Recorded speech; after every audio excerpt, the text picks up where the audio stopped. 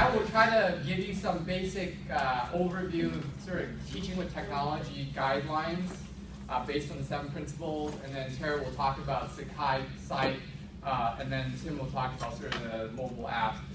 Just to let you know, a lot of what we do in our very short time here is going to be available throughout the year. So if you ever see any of our workshops and offerings, resources, take advantage of that as well. So this is, really whetting your appetite. It's an appetizer. Hopefully you'll get, captivated by it, and then you want more. A couple of things that you, I think, have at your table are these are screen cleaners that you can put in the back of your device.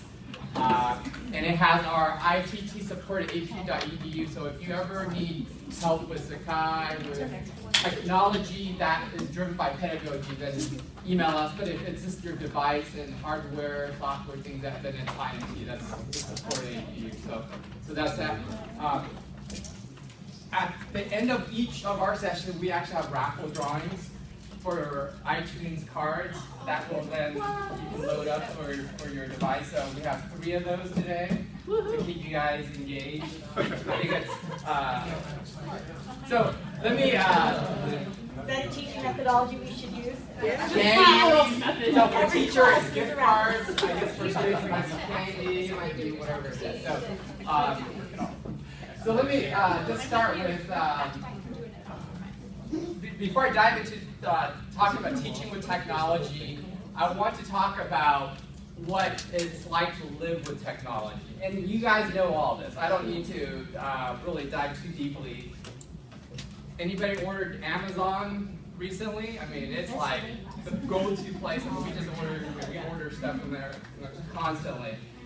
We order pizza through using technology. My 5 and my 7-year-old can go to their website and order what they need and then they can see exactly.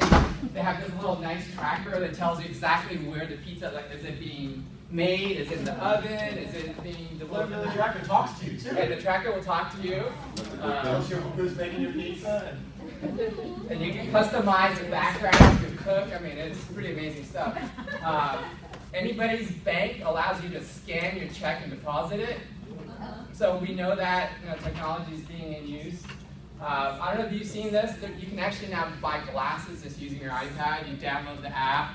You can do that little augmented reality, and you can try on like hundreds of pairs of glasses and see how you look without even stepping outside your house. So, and this is just a slight part of what you're currently living.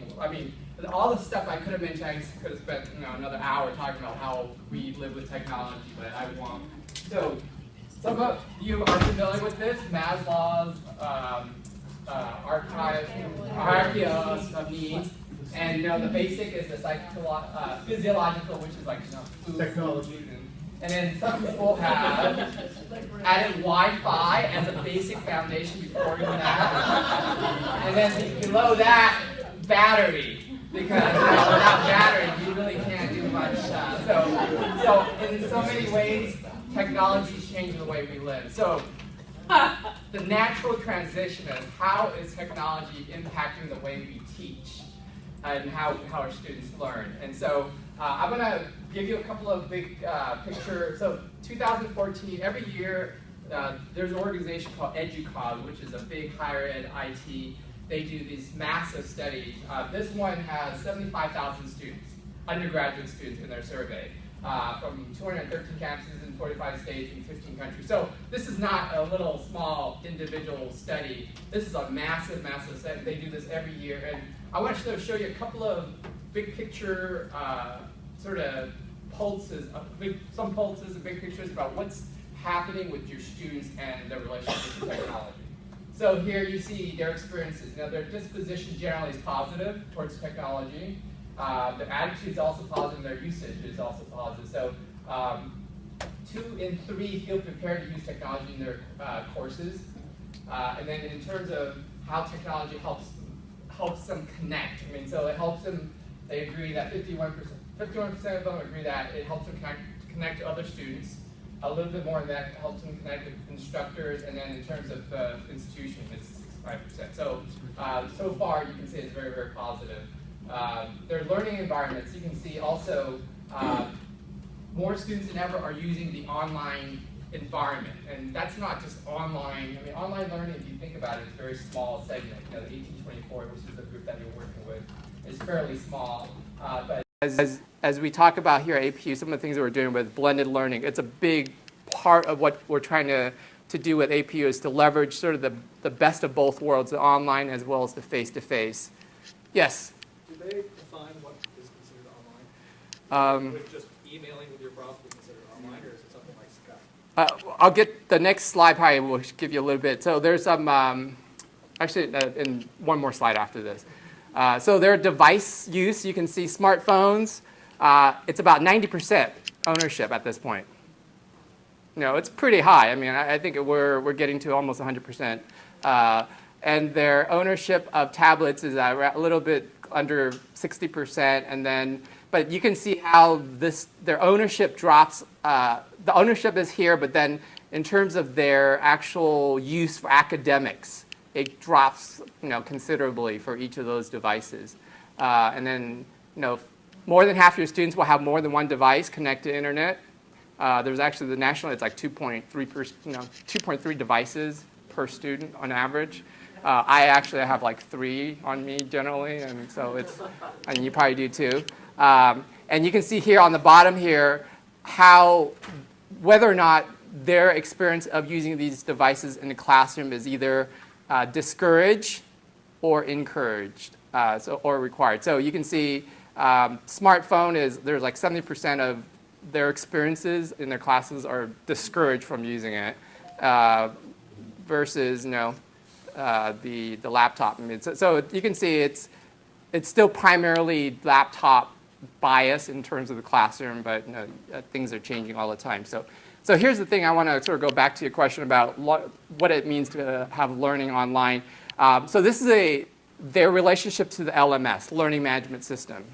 We have Sakai here, which is our LMS, and 83% of students use their LMS at least for one of their courses. And 51% say that they could be more effective students if they were better at using LMS. Among all the things that they want to change about the LMS, there's only one thing that is not related to technology, and that's more instructor participation.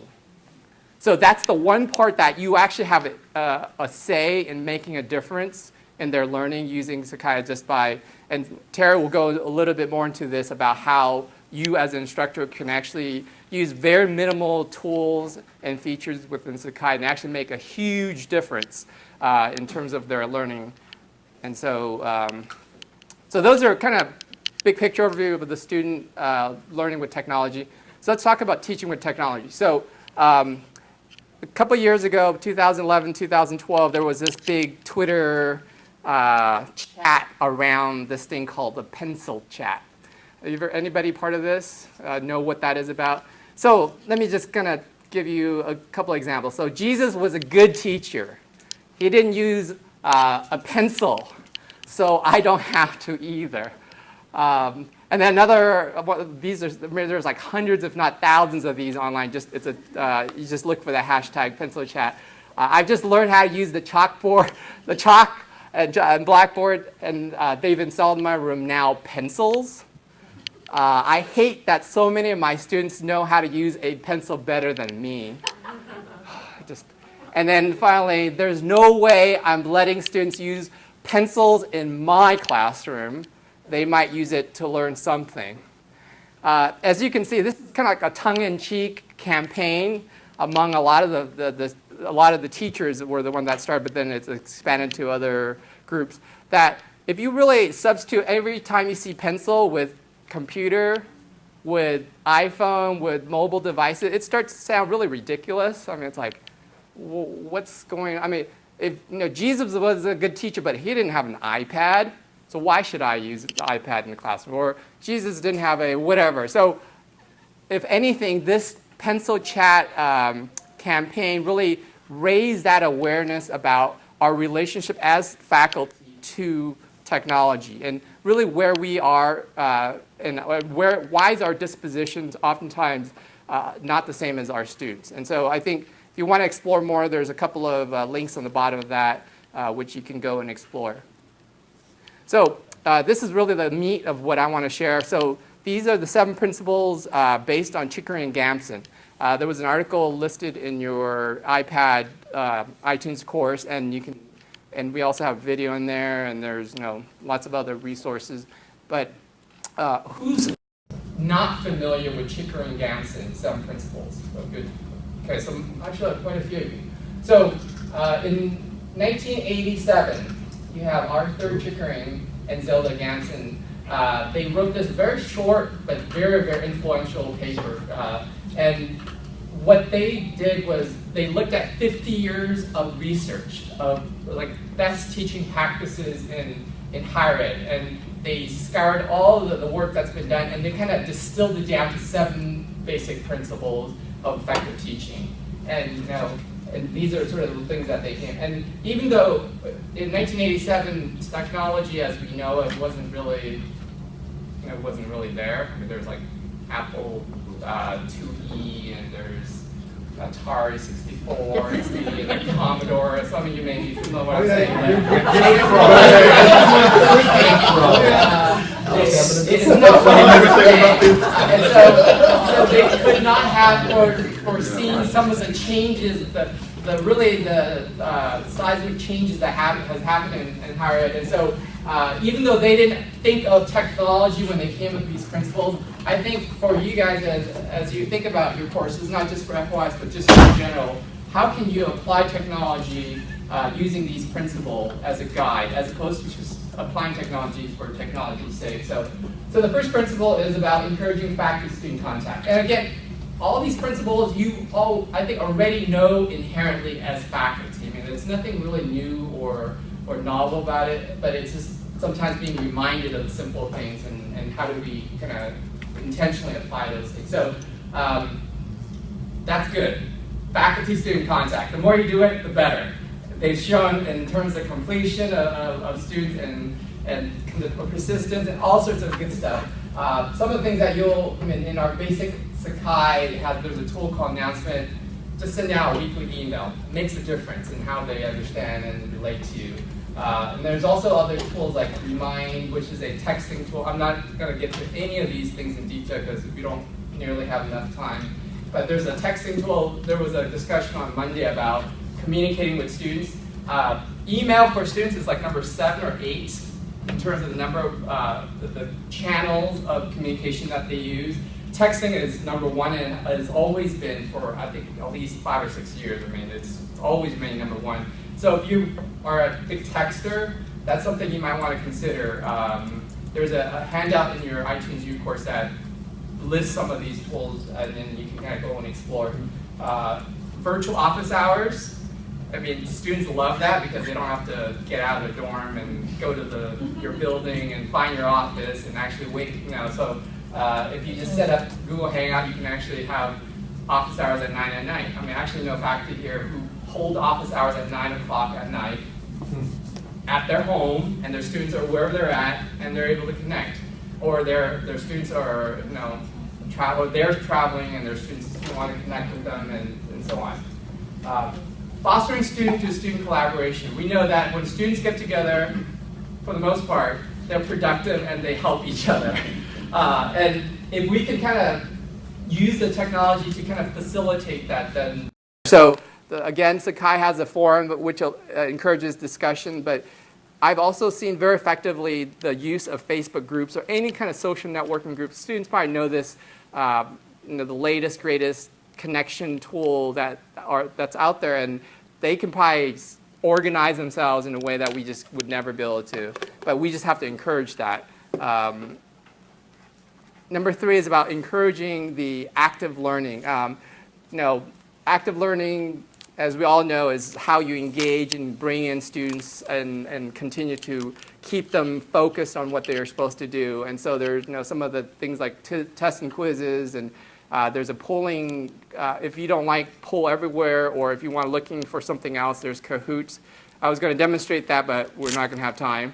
today, so we're not going to do that.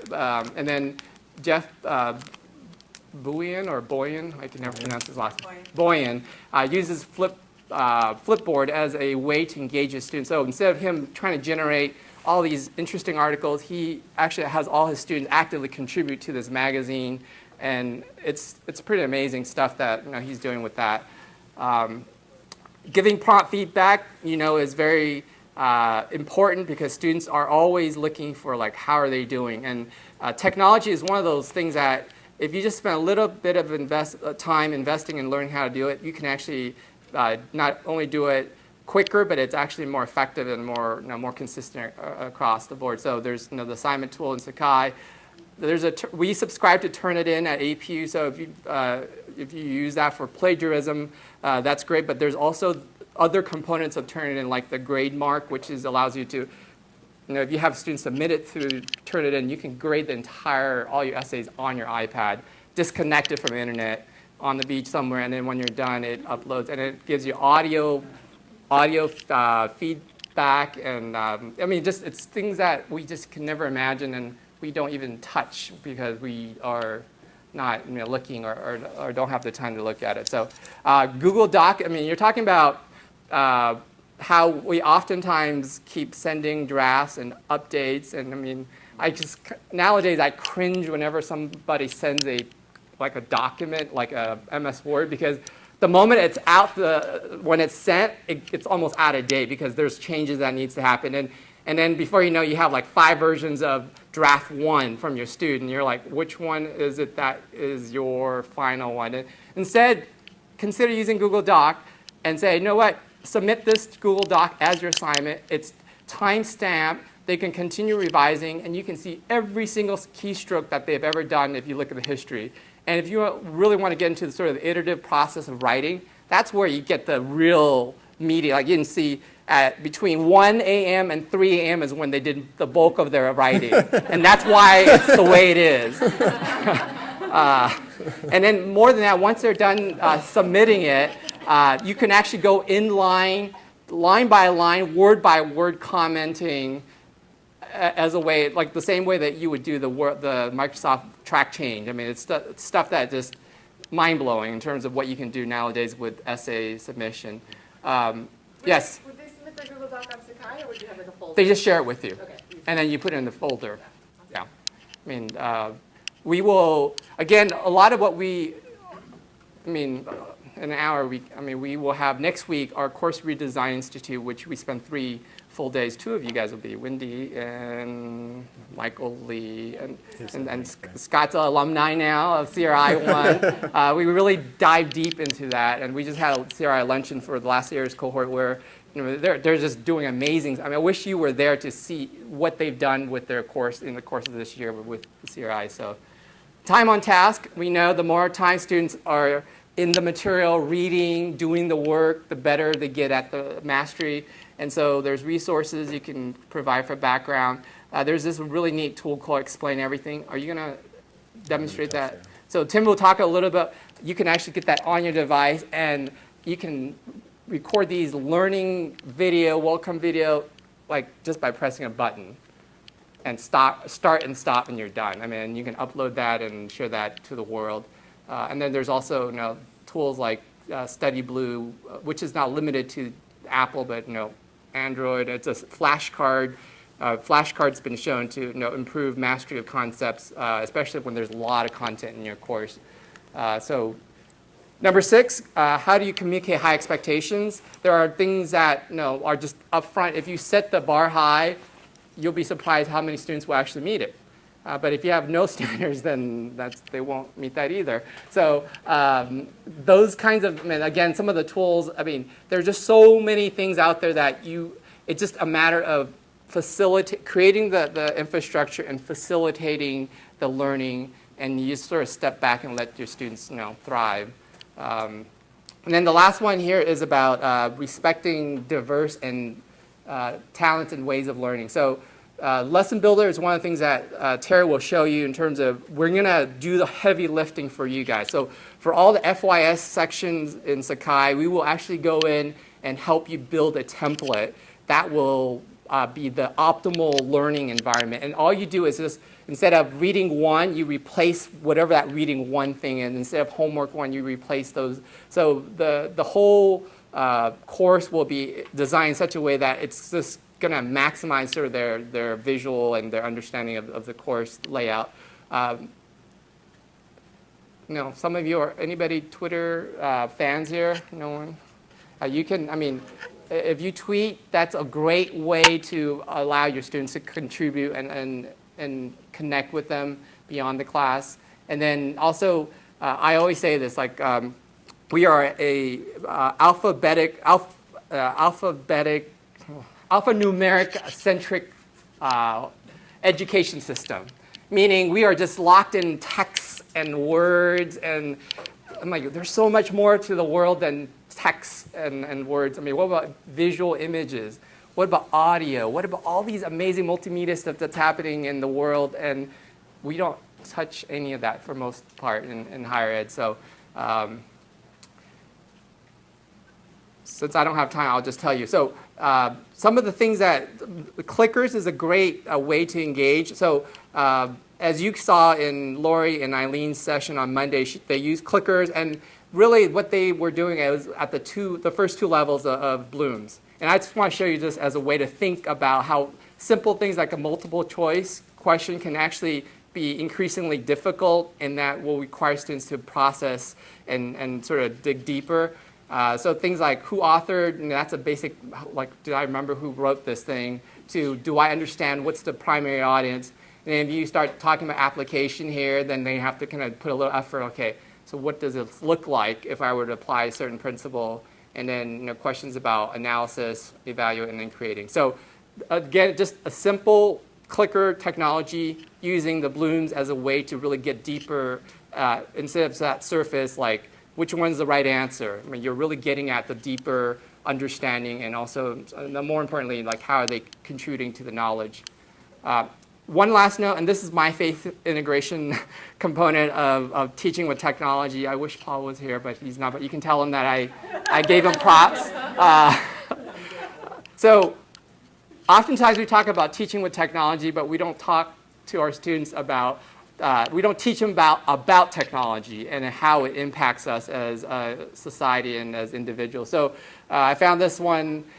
No, I'm not talking about Twitter. I literally want you to follow me. This guy's talking to Jesus. For those who don't get it, it's okay. But you can ask your colleague. That sometimes summarizes some of our generational understanding of faith and technology. Even though I think you can go on Twitter and follow Jesus. But there are actually quite a few Jesus Twitter handle. So Sherry Turkle is from MIT. She is a really amazing scientist, but she's also an amazing thinker. And she has this one book a couple years ago called Alone Together, meaning how technology has increasingly made us feel more alone, even though we are, there's no time ever in history that we're more connected on the internet, but yet individuals are constantly feeling isolated. Like, have you ever been on public transportation where everybody's looking at their device and they're not talking like they used to back in the day? And whatever it is, hallway around here, if you see students, they don't really connect, they're looking at the device. So that's a great way to kind of start a conversation about, like, all right, so you're so connected online, how does that hampering, or how does that take away from your face-to-face connection? So you can always teach about technology instead of just teaching with technology, okay? So, yes? You've seen the video that's pretty well-known, Look Up. Yes. It's pretty powerful. Yeah. There's actually quite a bit of stuff written around this. My last, I think, recommendation here is, so William Powers has this great book. Anybody read this before? Hamlet's Blackberry? It's an amazing book. I believe he's a Christian. It's hard to tell. He might be Jewish, some faith background, but he talks about this idea of is the conundrum of the connected life. And how we as a society and as individuals, how is that changing the way we think and do and live? And there's so much positive things that are happening with the use of technology, but what are some of the sort of shadow side of that? And so if you've never read that, it talks about Sabbath. His family, I think from Friday evening till Sunday afternoon, their internet is unplugged in their house. They don't get online. If they need something on the internet, they actually have to drive to the local library on the weekend to check their email if something important. I mean, they really, really observe that in their household. So something to talk about with your students is how do you, as a generation born with technology and always connected, how do you deal with this conundrum of the connected life? And that's, I think, a very, very worthwhile and I think meaningful discussion. So here's my visual. Since I was talking about against the words, it summarizes my talk in so many ways. You start with the pedagogy, and you add some technology, and then you'll get a happy student. Okay, so that's my thing. There's lots of resources. I will just let you explore.